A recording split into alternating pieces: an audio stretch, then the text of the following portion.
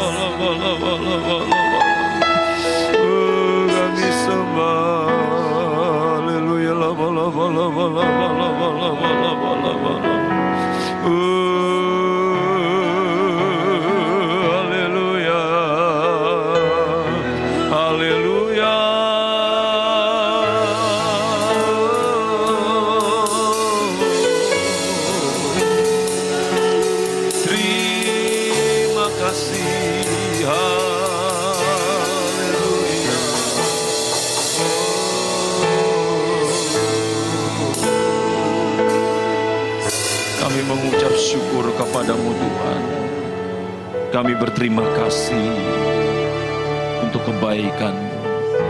Saat ini hamba akan menyampaikan kebenaran firman-Mu. Engkau mengurapi hamba-Mu dan Engkau bekerja buat kami semua ya Tuhan. Terima kasih Tuhan.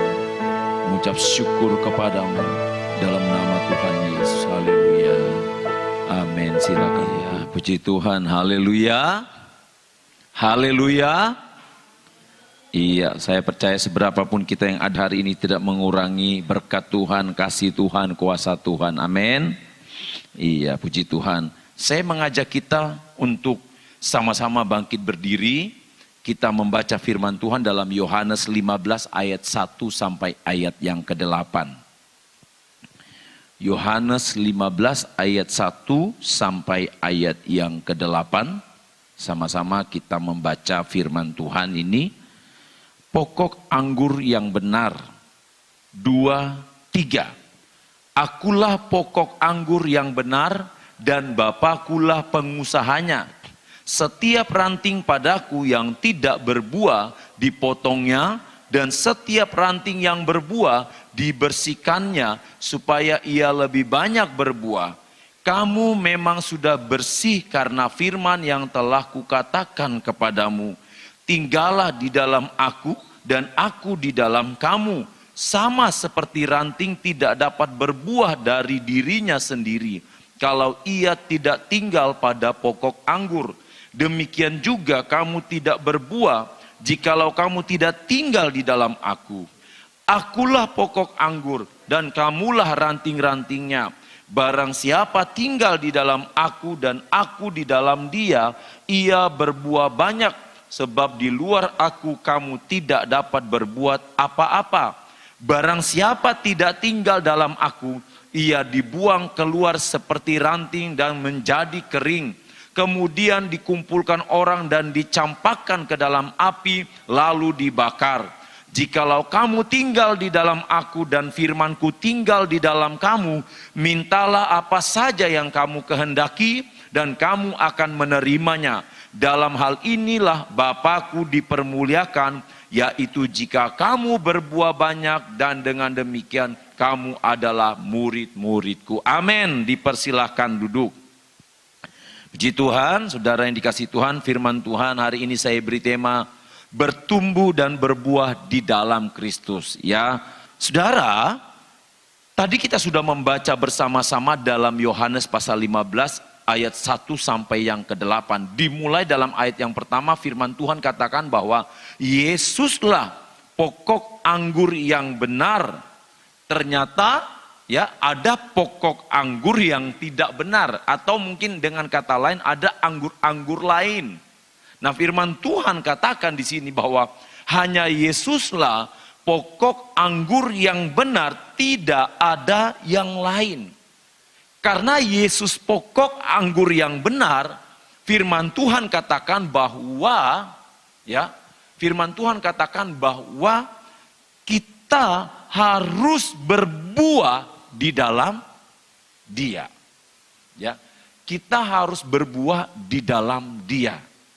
Nah, Bapak Ibu Saudara yang kasih di dalam Tuhan Yesus Kristus, kalau kita berbicara tentang berbuah, tentunya sebelum orang itu berbuah atau sebelum pohon itu berbuah, ya, tentu dia harus bertumbuh dulu.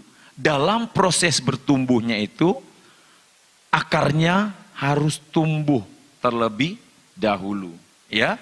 Setelah akarnya muncullah batang-batangnya, ya, yang lebih besar sampai kepada titik di mana pohon itu bisa menghasilkan buah. Nah, firman Tuhan menyoroti tentang umat Israel saat itu.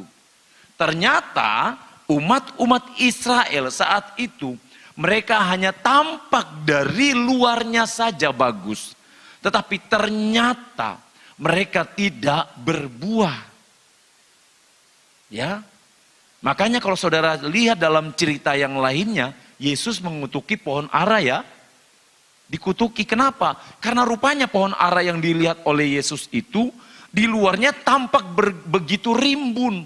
Tetapi ternyata ketika Yesus mencari satu buah saja, tidak ada ditemukan buahnya.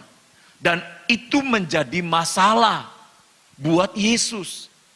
Nah, saudara yang kekasih di dalam Tuhan Yesus Kristus, kalau kita berbicara tentang buah, menurut Alkitab, menurut firman Tuhan, ya, berbuah itu berarti hidup saya, hidup saudara adalah hidup di dalam kasih Tuhan Yesus.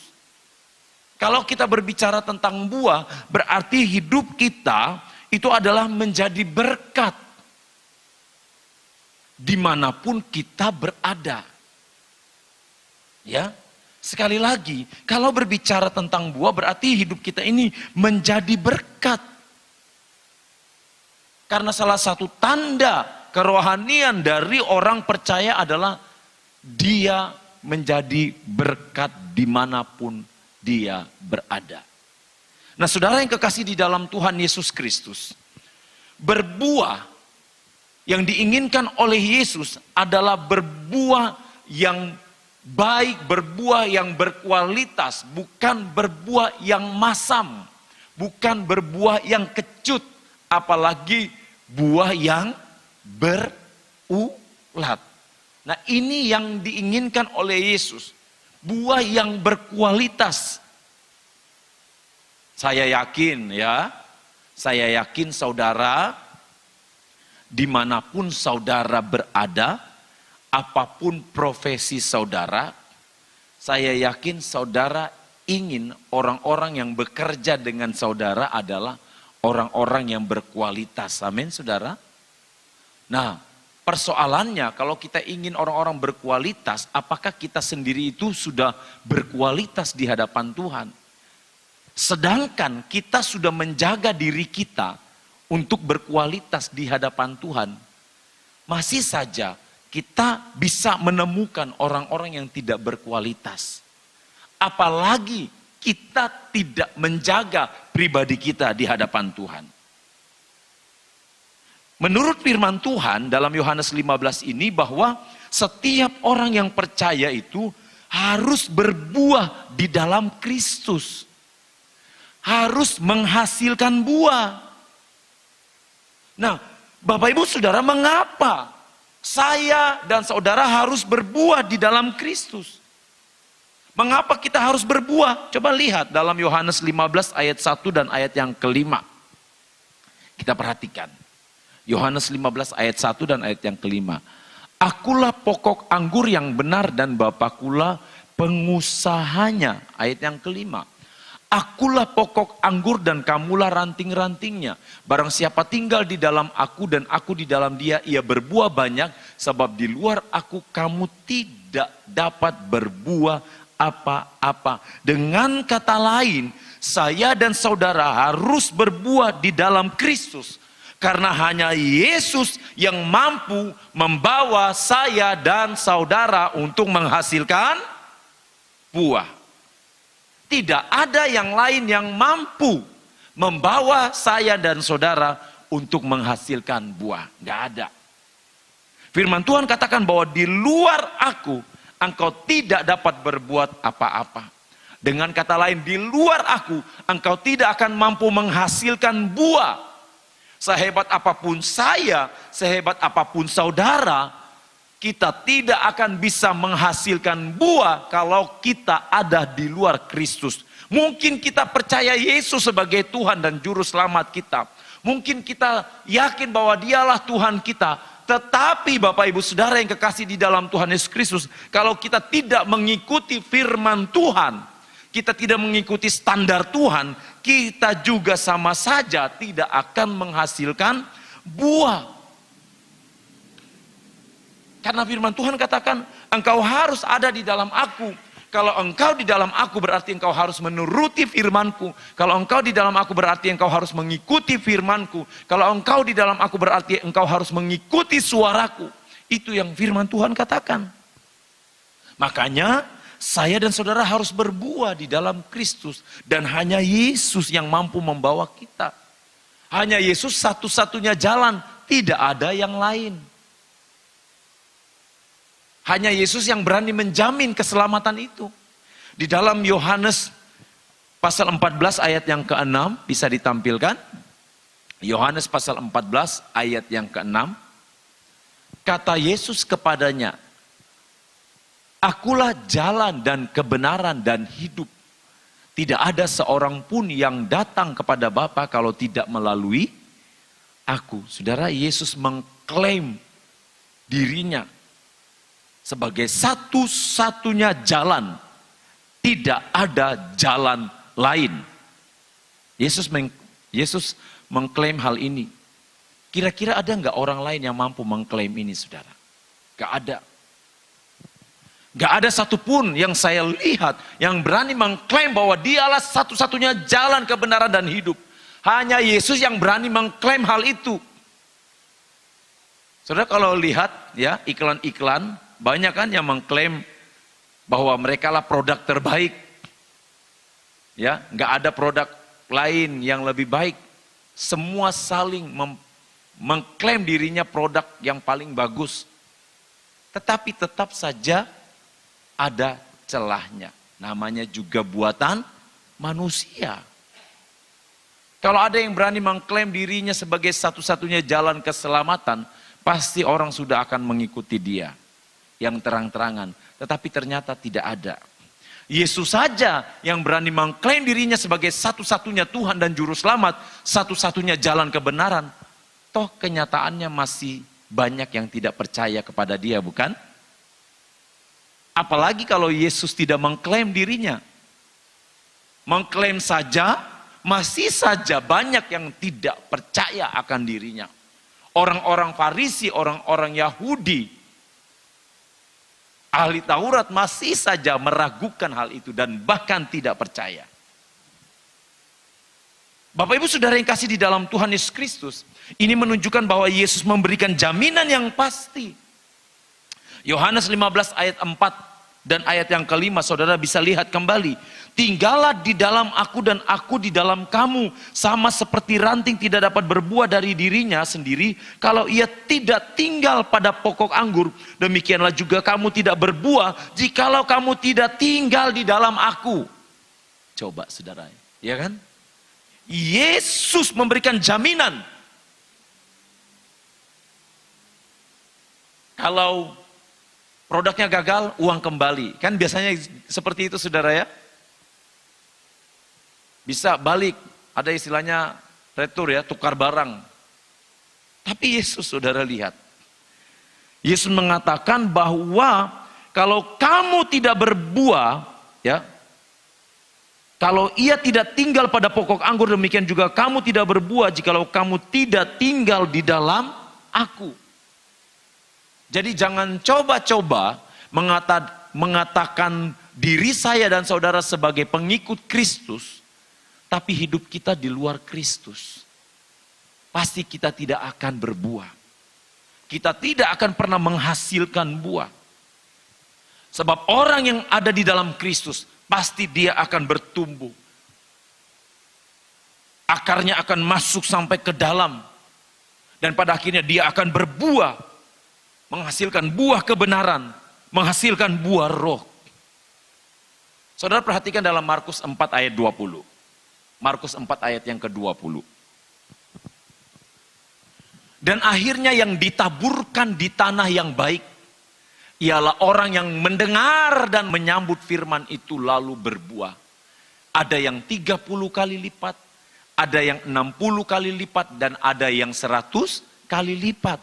Kalau saudara baca dari awal cerita ini, saudara akan menemukan berbagai macam ya karakter orang-orang yang tertanam di berbagai jenis tanah.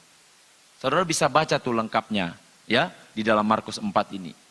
Saudara akan melihat ternyata ada yang ditaburkan di tanah yang bebatuan ya, ada yang ditaburkan di tanah yang berduri, ada yang bertumbuh karena himpitan dunia akhirnya mati, ada yang bertumbuh dihimpit batu-batu ya lalu setelah itu mati dan lain sebagainya saudara. Karena apa? Karena tidak bertumbuh di dalam Kristus, tidak ditanam atau tidak tertanam di dalam Kristus. Ya. Jadi Bapak Ibu Saudara perhatikan hal ini. Perhatikan baik-baik firman Tuhan ini. Tuhan itu mengatakan, kalau Tuhan sudah mengatakan aku mencari buah, dia nggak akan membatalkan apa yang dia sudah katakan. Kalau Tuhan katakan, aku mencari buah Hermawan di dalam dirimu. Adakah aku mendapatkan buah itu Hermawan? Pertanyaan yang sama yang Tuhan tanyakan kepada saudara. Aku mencari buah kepada engkau. Adakah buah yang engkau hasilkan? Tentu yang dimaksud oleh firman Tuhan ini adalah buah yang berkualitas. Ya. Buah yang berkualitas, bukan buah yang busuk. Bukan buah yang masam. Bukan buah yang kecut. Orang yang tinggal di dalam Kristus pasti buahnya adalah buah yang terbaik. Orang yang selalu berkomunikasi dengan Tuhan setiap hari, pasti buah yang dihasilkan buah yang baik, saudara. Pasti buahnya buah yang bagus. Saudara jangan harapkan saudara mendapatkan buah yang baik dari orang lain, kalau buah yang kita hasilkan sendiri adalah buah yang tidak baik. Mengapa banyak buah-buah yang gak bagus saudara? Buah masam, buah kepahitan. Mengapa saudara? Karena yang disiramkan di dalam dirinya, yang diberikan pupuk adalah hal-hal yang negatif. Sampah-sampah di dalam hidup ini yang dilemparkan ke dirinya dibawa masuk ke dalam dirinya. Saya mau katakan kepada saudara, jangan izinkan, saya udah pernah sampaikan yang lalu, jangan izinkan sampah-sampah yang dari luar, yang dilemparkan kepada saudara, jangan izinkan masuk di dalam diri saudara. Kenapa? Pasti akan mengkamirkan seluruh hidup saudara. Pasti akan berbau busuk. Pasti akan berbau busuk saudara. Jangan izinkan sampah-sampah itu. Ya, Tuhan mau melakukan yang terbaik buat saya dan saudara. Tetapi bagaimana dengan diri saya? Bagaimana dengan diri saudara? Apakah kita membuka hati? Semakin kita mengeraskan hati, semakin sulit firman itu bertumbuh, berakar, berbuah di dalam diri saya dan saudara. Tapi semakin kita membuka hati di dalam Tuhan, maka kita akan menjadi orang-orang yang berkualitas di hadapan Tuhan. Nah Bapak Ibu Saudara yang kasih dalam Tuhan Yesus Kristus, apa yang Tuhan lakukan agar umatnya berbuah? Menurut Yohanes 15 ini, kita lihat yang Tuhan lakukan kepada umatnya agar umat Tuhan itu berbuah dalam ayat yang kedua dan ayat yang kelima. Kita perhatikan. Ayat yang kedua, setiap ranting padaku yang tidak berbuah dipotongnya, dan setiap ranting yang berbuah dibersihkannya, supaya ia lebih banyak berbuah. Ayat yang kelima, akulah pokok anggur dan kamulah ranting-rantingnya. Barang siapa tinggal di dalam aku dan aku di dalam dia, ia berbuah banyak, sebab di luar aku kamu tidak dapat berbuat apa-apa. Nah saudara, yang Tuhan lakukan untuk umat Tuhan, agar umat itu dapat berbuah menurut firman Tuhan, menurut Yohanes 15 ayat yang kedua ini, ternyata Tuhan membersihkan setiap pohon-pohon yang atau ranting-ranting yang tidak berbuah. Dipotongnya, yang berbuah dibersihkannya, supaya apa? Supaya lebih lagi menghasilkan buah yang banyak. Nah saudara, dibersihkan ini kalau saudara lihat dalam terjemahan aslinya dalam bahasa Yunani itu pakai kata airo. Dia memakai kata airo. Apa itu airo? Artinya ternyata mengangkat. Ada satu tindakan mengangkat ke arah atas. Nah ini artinya, ya, diangkat, dijauhkan dari tempat semula. Nah, kalau dia, ayat yang kedua perhatikan, kalau dia yang berbuah itu ya dibersihkan supaya lebih banyak berbuah, setiap ranting yang berbuah dibersihkan supaya lebih banyak berbuah. Apanya yang dibersihkan? Kalau saudara lihat pohon ya, biasanya pohon jambu, iya kan? Pohon mangga, itu biasanya ada benalunya ya saudara ya. Biasanya ada benalunya. Dan benalu ini akan mengganggu pertumbuhan pohon ini secara maksimal. Nah, karena mengganggu, solusinya adalah benalu ini harus dipotong, harus dibersihkan, harus dibuang dari pohon itu, harus dipisahkan dari ranting itu. Sebab kalau tidak, benalu ini akan mengganggu. Benalu ini akan menumpang, namanya juga parasit, ya kan? Yang dulu belajar biologi pasti tahu nih. Namanya juga parasit. Numpang makan dari induknya. Nah Yesus nggak mau ada penumpang gelap. Amin saudara. Yesus mau yang nempel di pokok anggur itu ranting yang sah. Yang memang cabang dari pohon itu. Bukan ranting lain, bukan penumpang gelap. Menurut saudara kira-kira penumpang gelap itu bisa nggak naik pesawat? Saudara kalau yang naik pesawat pasti melewati tahap yang luar biasa kan? Sangat ketat. Nama di tiketnya A, KTP-nya juga harus sama, harus jelas. Gak mau ada penumpang gelap. Kereta api begitu. Gak usah kereta api saudara. Saya ke Bungor. Yang lalu pelayanan naik bis kan. Sampai di Bungor. Saudara tahu apa yang dilakukan? Petugasnya bilang begini. Difoto dulu pak. Foto apa nih? Itu kode barcode-nya. Difoto dulu. Baru ditempelin kan. Ditempelin di pintunya. Kan baru kebuka pintunya. Bis loh saudara. Naik bis aja nggak boleh ada penumpang gelap. Coba, apalagi naik pesawat. Apalagi di dalam Yesus. Yesus nggak mau ada penumpang gelap di dalam hati kita. Apa itu penumpang gelap di dalam hati kita? Kepahitan, sakit hati, iri hati, kemarahan, kebencian. Kata-kata kotor, kata-kata dusta, kata-kata fitnah, kata-kata yang tidak membangun, semua Yesus nggak mau ada penumpang gelap itu. Yesus hanya mau pribadi Roh Kudus yang tinggal di dalam diri kita. Yesus hanya mau Rohnya lah yang bertahta di dalam diri kita. Amin. Yesus ingin menghasilkan umat Tuhan yang berkualitas. Saya cuma mau katakan kepada saudara. Saudara ingat, setiap taburan kita di hadapan Tuhan, itu akan berbuah di kemudian hari.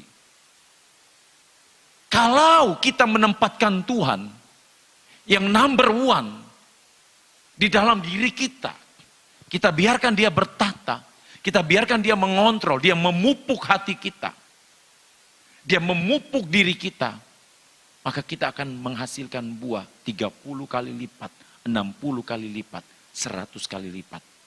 Tapi kalau kita tidak memberikan kesempatan seluas-luasnya buat Roh Kudus untuk bekerja di dalam diri kita. Mau 60 tahun kita ikut Tuhan, mau 70 tahun kita ikut Tuhan, kita akan terus-menerus seperti bayi, seperti anak-anak. Kita tidak akan pernah bisa menjadi dewasa.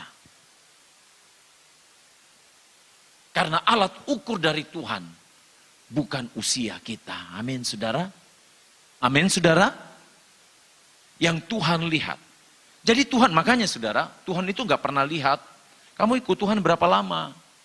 Saya tidak sedang berbicara soal umur jasmani, saudara ya. Ya, saudara ngerti maksud saya ya. Saya tidak sedang berbicara umur jasmani. Oh, umurnya udah 50 tahun. Oh, umurnya sudah 70 tahun. Enggak. Saya sedang berbicara umur kerohanian. Ya, kerohanian. Ya, umurnya secara jasmani 50 tahun. Tapi dia ikut Tuhan ternyata baru 2 tahun. Ada yang secara jasmani umurnya 40 tahun. Tetapi dia ikut Tuhan ternyata dari lahirnya, dari bayinya. Misalnya.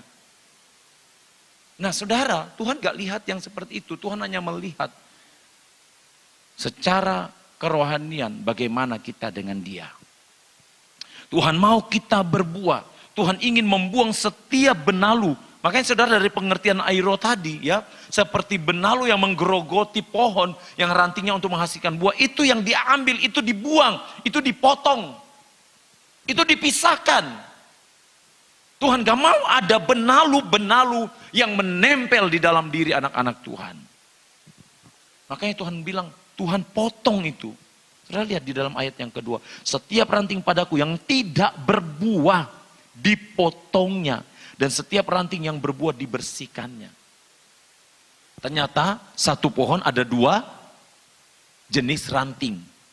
Rantingnya banyak, tapi maksudnya ada 2 jenis ranting. Ya, satu pohon ada 2 jenis ranting. Jenis ranting yang pertama, firman Tuhan katakan, tidak menghasilkan buah. Jenis ranting yang kedua, ya, menghasilkan buah. Tetapi mungkin saja ada hal-hal yang bisa mengganggu yang bisa berbuah itu. Mungkin ada benalu di situ. Dipotonglah benalunya supaya buahnya makin baik. Buahnya makin bagus. Buahnya makin berkualitas. Makanya firman Tuhan katakan dipotong. Nah saudara, Tuhan akan melakukan yang terbaik. Kenapa saudara? Karena kalau tidak dipotong, kalau tidak dibersihkan, maka yang terjadi adalah akan mengalami kekeringan. Pohon itu akan mengalami kekeringan. Pernah lihat dalam ayat yang ke-6 Yohanes 15. Perhatikan. Barang siapa tidak tinggal di dalam aku, ia dibuang keluar seperti ranting dan menjadi kering. Kemudian dikumpulkan orang dan dicampakkan ke dalam api lalu dibakar. Jelas sekali saudara. Masa kita mau menjadi seperti ini saudara? Ya, saya nggak menakut-nakuti saudara. Makanya bangun diri saya dan saudara. Jangan sampai kita menjadi kering. Saudara jangan sampai Alkitab ini hanya pajangan di rumah. Keren ya Alkitabnya. Iya Alkitab saya ini udah usianya 20 tahun loh. Keren ya masih baru ya. Tandanya nggak dibaca saudara. 20 tahun. Ya ini penuh coretan ya Alkitab saya ini, apalagi yang lama. Cuman saya yang tulisannya udah kecil. Saya kalau baca udah gini saudara, udah berbayang. Apalagi ini udah mulai berbayang saudara. Hah? Saya menolak kacamata Bu Gembala untuk saat ini. Nanti saya tampak terlihat 70 tahun lagi. Enggak saudara, saya bercanda saudara ya. Kan ada layar di depan, gede. Makanya jangan telat-telat tampilkan ya. Ya, ini Bapak Saudara. Jadi kita harus perhatikan. Nah firman Tuhan katakan kalau dia sudah dipotong, alami kekeringan, dia dibuang, dikumpulkan dan dicampakkan. Masa iya Tuhan kita sejahat itu ingin mencampakkan kita? Enggak saudara. Tuhan sama sekali sayang. Tuhan sangat sayang kepada kita.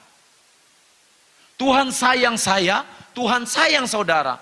Tetapi kita juga sebagai umatnya harus tahu diri. Harus sadar diri. Harus banyak-banyak berkaca. Makanya kaca di rumah itu jangan hanya pakai dandan. Saudara percaya enggak? Saya sering berbicara di kaca. Tapi bukan orang gila saudara ya. Saya sering berbicara di kaca. Hermawan kamu lebih dari pemenang. Di kaca. Saya ngomong diri saya di kaca. Supaya apa saudara? Supaya saya bisa melewati segala sesuatunya itu kuat dengan Tuhan. Dalam penyertaan Tuhan, dalam perlindungan Tuhan. Tuhan mau lakukan yang terbaik. Tapi kalau kita sendiri tidak memberi tempat buat Tuhan, sama aja. Kita akan dicampakkan. Coba lihat Matius 21.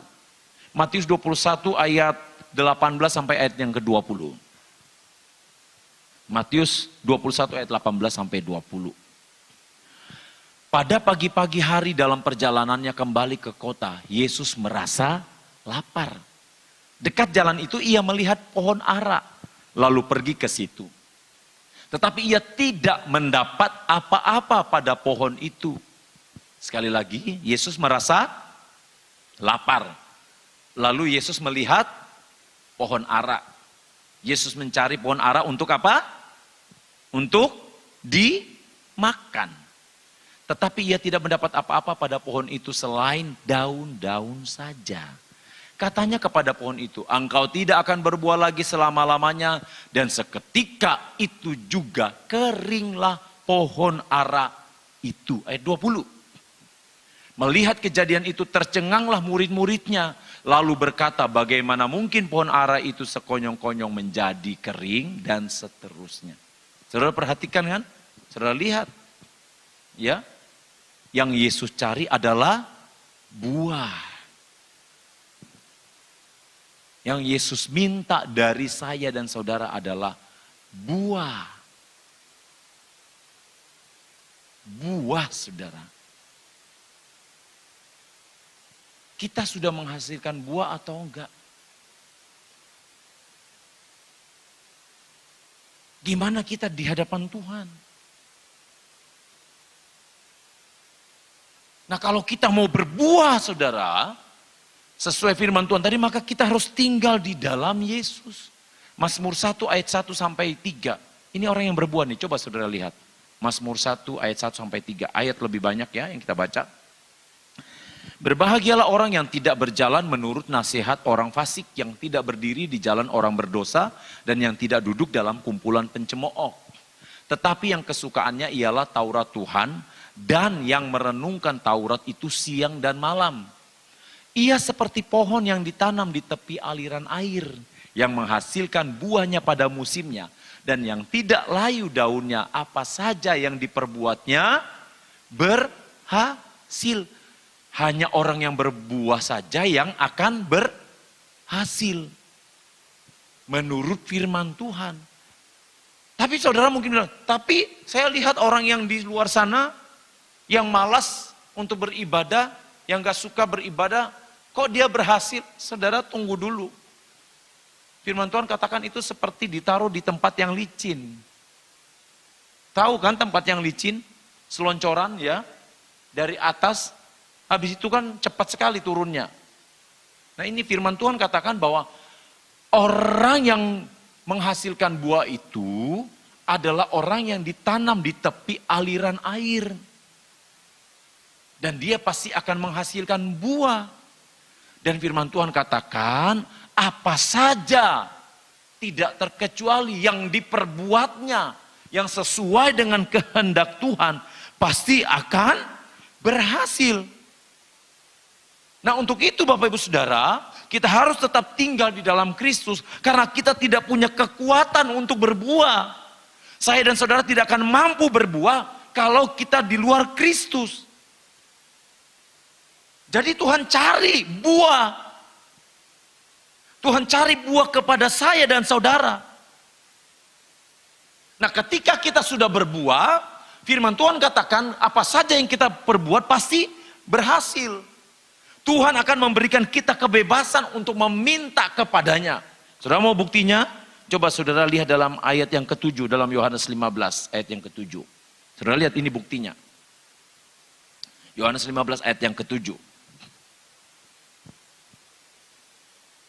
Jikalau kamu tinggal di dalam aku, dan firmanku tinggal di dalam kamu, mintalah apa saja yang kamu kehendaki dan kamu akan menerimanya. Jikalau kamu tinggal di dalam aku dan firmanku tinggal di dalam kamu, mintalah apa saja yang kamu kehendaki. Wah, luar biasa ya. Tapi ini loh Tuhan yang ngomong. Mintalah apa saja, tapi di dalam koridornya Tuhan. Yang kita perlukan, yang kita butuhkan. Di dalam Filipi 4 ayat 19. Filipi 4 ayat 19 dikatakan begini. Allahku akan memenuhi segala keperluanmu menurut kekayaan dan kemuliaannya dalam Kristus Yesus. Ini loh saudara jaminan Tuhan. Yang Tuhan bilang, mintalah. Mengapa banyak anak Tuhan terkesan susah saudara? Karena yang diminta adalah keinginan-keinginan daging. Selain itu dia tidak berbuah. Dia tidak bertumbuh di dalam Kristus. Sehingga susah untuk maju, susah untuk menghasilkan buah. Jadi Bapak Ibu Saudara yang kasih dalam Tuhan Yesus, perhatikanlah firman Tuhan. Perhatikanlah firman Tuhan. Buka hati kita, buka hati saudara. Ini sudah nggak rasa loh saudara, udah masuk di penghujung-penghujung tahun 2024. Ya, ntar lagi 2025. Kira rasa. Saudara pasti, iya ya ternyata sudah sekian tahun. Ternyata saya udah sekian tahun di Pamekasan. Ya. Oh iya ya ternyata sudah. Siapa yang? Nah saudara, ntar lagi 2025. Jangan sampai cara hidup kita bawa cara hidup yang lama di tahun 2025. Jangan sampai kita masuk di tahun 2025, kita bawa kepahitan, kita bawa sakit hati, kita bawa kebencian, kita bawa hal-hal yang melukai hati Tuhan, kita bawa kecurangan, kita bawa ketidakjujuran. Jangan sampai di tahun 2025, karakter-karakter lama kita bawa terus sampai di tahun yang baru. Hanya namanya saja tahun baru, tapi kita hidup di dalam cara yang lama. Tuhan gak mau seperti itu. Harusnya tahun baru, karakter baru di dalam Kristus. Amin saudara. Saya belajar saudara. Karena saya belajar juga, saya pengen kita semua sama-sama belajar. Kita mau kita sama-sama berbuah di dalam Tuhan. Kita mau kita sama-sama masuk di dalam kemuliaan Tuhan. Jadi jangan biarkan saudara, kita dikontrol oleh hal-hal yang dapat merusak kita di hadapan Tuhan. Oleh hal-hal yang membuat kita tidak bertumbuh di dalam Tuhan. Percayalah, ketika kita membuka hati di dalam Tuhan, ketika kita memberikan hati kita kepada Tuhan, maka kita akan bertumbuh di dalam Tuhan. Amin saudara. Tuhan memberkati. Bapa di surga, hari ini kami datang di hadapan-Mu Tuhan. Kami tahu bahwa hidup kami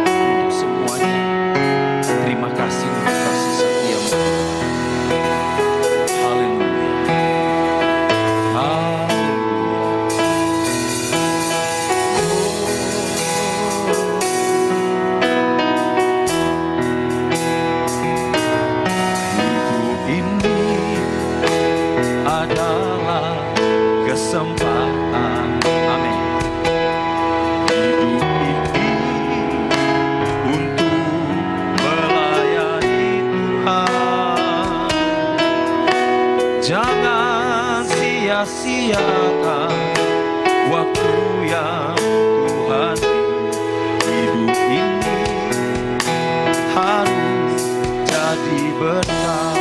Hidup ini sama-sama bangkit berdiri. Kesempatan hidup ini untuk melayani Tuhan. Jangan sia-siakan waktu yang Tuhan hidup ini harus jadi berkat.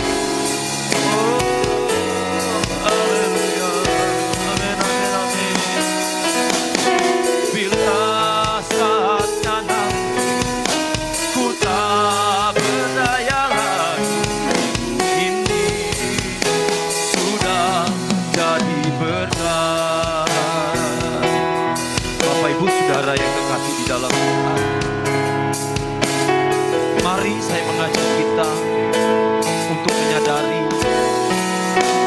bahwa hidup kita ini harus berarti di hadapan Tuhan.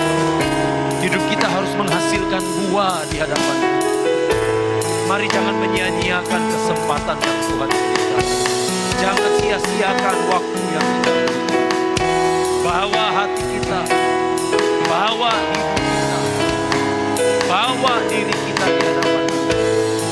Biarkan Tuhan bekerja di dalam hidup saya dan saudara. Mari saya mengajak kita mengangkat tangan kita di hadapan Tuhan. Tanda kita berserah di hadapan Tuhan.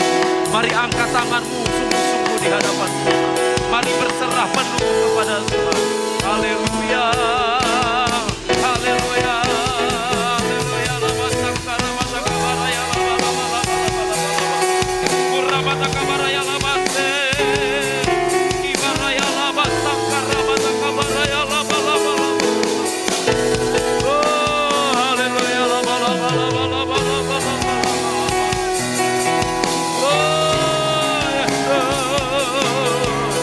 Haleluya, lama sangkara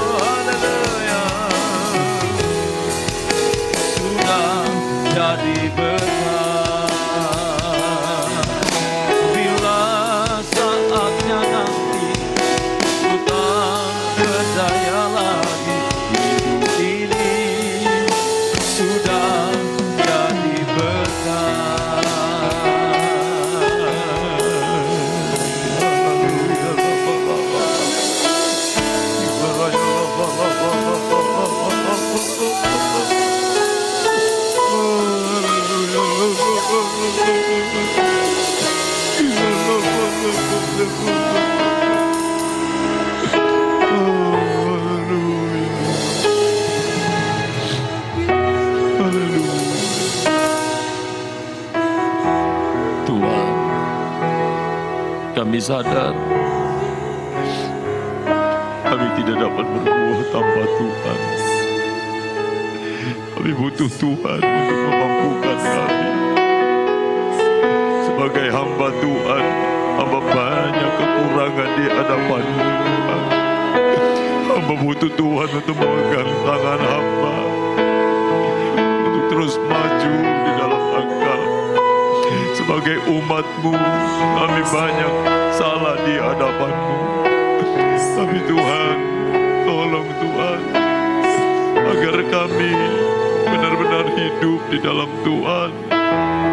Kami ingin menghasilkan buah yang terbaik di hadapan Tuhan. Kami tidak ingin ada benalu-benalu yang mencoba menggerogoti apa yang Tuhan sudah kerjakan di dalam hidup kami. Terima kasih Tuhan, terima kasih Tuhan. Kami berdoa secara khusus buat acara Natal kami. Tuhan hadir, Tuhan berkuasa, Tuhan urapi pelayan-pelayan-Mu, hamba-hamba-Mu, jemaat-jemaat-Mu. Tuhan urapi semuanya. Tuhan tarik setiap roh untuk datang bersama-sama memuji Engkau. Tuhan, terima kasih Tuhan, terima kasih. Mungkin saat ini ada umat-Mu yang sakit. Mari Tuhan, Tuhan jamah, Tuhan sembuhkan ya Tuhan, di dalam nama Tuhan Yesus. Yang lemah Engkau kuatkan, yang susah Engkau hiburkan, semangat yang patah Engkau bangkitkan kembali. Engkau memberkati pekerjaan umat-umat-Mu Tuhan. Apapun yang dikerjakan Tuhan, buat berhasil ya Tuhan. Biarlah nama-Mu dipermuliakan. Terima kasih Tuhan, terima kasih. Terima kasih Tuhan. Tidak lupa kami berdoa buat setiap guru-guru sekolah minggu Tuhan, yang sudah berjeri lelah Natal anak-anak sekolah minggu. Buat orang tua yang sudah ambil bagian bersama-sama dan anak sekolah minggu Tuhan, Engkau memberkati ya Tuhan, dalam nama Tuhan Yesus. Terima kasih Tuhan, terima kasih. Sebentar umat-Mu akan kembali ke tempat masing-masing, sertai di perjalanan tibakan dengan selamat. Saudaraku, mari angkat tanganmu dan terimalah berkat Tuhan. Tuhan melindungi engkau, Tuhan menghadapkan wajahnya kepada engkau dan memberi engkau damai sejahtera.